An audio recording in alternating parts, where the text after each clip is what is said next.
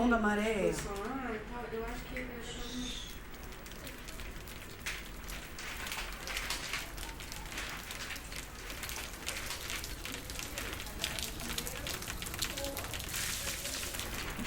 Eu acho que o som mesmo seria uma coisa que é de cada um. Eu acho que é uma coisa bem pessoal.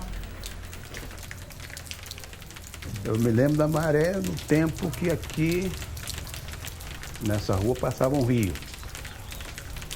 Passava um rio, aí lá na Vila Brasil que só tinha uma pista e não tinha luz.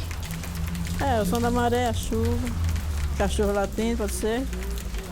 As pessoas, crianças brincando quando está nas férias, muita criança gritando aí na rua, correndo.